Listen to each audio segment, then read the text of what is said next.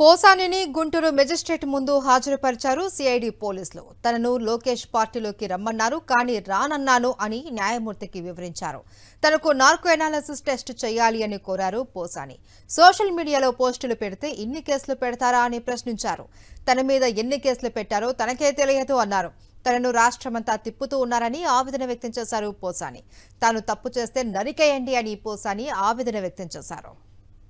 పోసానిని Guntur magistrate ముందు హాజరుపరిచారు CID పోలీసులు. తనను లోకేష్ పార్టీలోకి రమ్మన్నారు, కానీ రానన్నాను అని న్యాయమూర్తికి వివరించారు. తనకు నార్కో అనాలిసిస్ టెస్ట్ చేయాలి అని కోరారు. సోషల్ మీడియాలో పోస్టులు పెడితే ఇన్ని కేసులు పెడతారా అని ప్రశ్నించారు. తన మీద ఎన్ని కేసులు పెట్టారో తనకే తెలియదు అన్నారు. తనను రాష్ట్రమంతా తిప్పుతూ ఉన్నారని ఆవేదన వ్యక్తం చేశారు పోసాని. తాను తప్పు చేస్తే నరికేయండి అని పోసాని ఆవేదన వ్యక్తం చేశారు. గుంటూరు మెజిస్ట్రేట్ దగ్గర నుంచి మా ప్రతినిధి అశోక్ మరింత సమాచారాన్ని అందిస్తారు. అశోక్, చెప్పండి. మెజిస్ట్రేట్ ముందు పోసాని కృష్ణమురళి కన్నీరు పెట్టుకున్నట్లు తెలుస్తుంది. కేవలం సోషల్ మీడియాలో పెట్టిన పోస్టుకు తన మీద ఇన్ని కేసులు పెట్టాలని ఆవేదన వ్యక్తం చేసినట్లు తెలుస్తుంది. ఏంటి అక్కడ పరిస్థితి?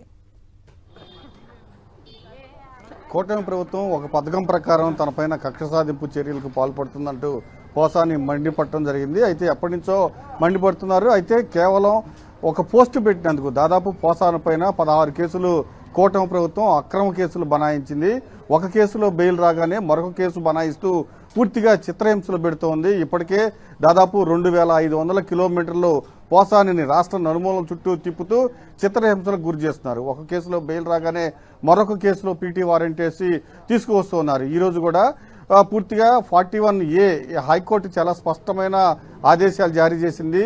కొత్త చట్టాల ప్రకారం 35 సబ్సెక్షన్ 3 కింద నోటీసులు ఇవ్వమని ఆదేశాలు జారీ చేసింది. దీంతో పూర్తిగా అన్ని కేసులు క్లియర్ అయిపోయినాయి అనగానే వెంటనే సిఐడి గుంటూరు సిఐడి ఒక పీటీ వారెంట్ దాఖలు చేసింది.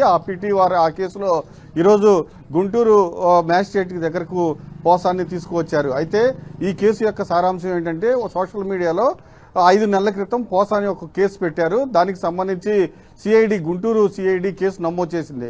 అందులో 111 సెక్షన్ బనాయించడం కూడా జరిగింది. 111 సెక్షన్ బనాయించింది. అయితే ఈ ఆర్గ్యుమెంట్స్ స్వయంగా పొన్నవలే ఆర్గ్యుమెంట్స్ వినిపించారు. 111 సెక్షన్ వర్తించదు, ఖచ్చితంగా ఇది చట్టానికి వ్యతిరేకంగా ఒక పథకం ప్రకారమే పోసాని పైన కుట్ర చేస్తూ ఈ 111 పెట్టారని కూడా ఆర్గ్యుమెంట్స్ లో వినిపించడం జరిగింది. దాంతో పాటుగా మిగిలిన సెక్షన్స్ ఏవైతే ఉన్నాయో అవి 7 సంవత్సరాల లోపు సెక్షన్సే కాబట్టి ఖచ్చితంగా రిమాండ్ రిజెక్ట్ చేయాలని చెప్పారు. దాంతోపాటు రిమాండ్ రిజెక్ట్ చేయాలని వాదనలు వినిపించారు. అయితే ఇదే నేపథ్యంలో పొన్నవోలు సుధాకర్ రెడ్డి పూర్తిగా 111 సెక్షన్ ఎప్పుడు పెడతారు, ఎలా పెడతారు, ఈ సెక్షన్ ఎలా ఉపయోగిస్తారు, దాదాపు సుదీర్ఘమైన వాదనలు వినిపించడం జరిగింది.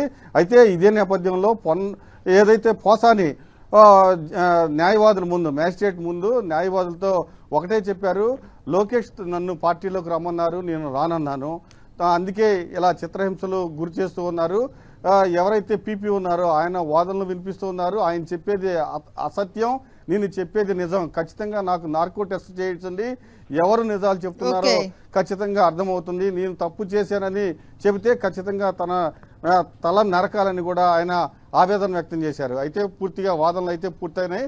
మరి కొద్దిసేపట్లోనే ఆర్డర్స్ వచ్చే అవకాశం అయితే చాలా స్పష్టంగా కనిపిస్తూ ఉంది. Right, thank you Ashok.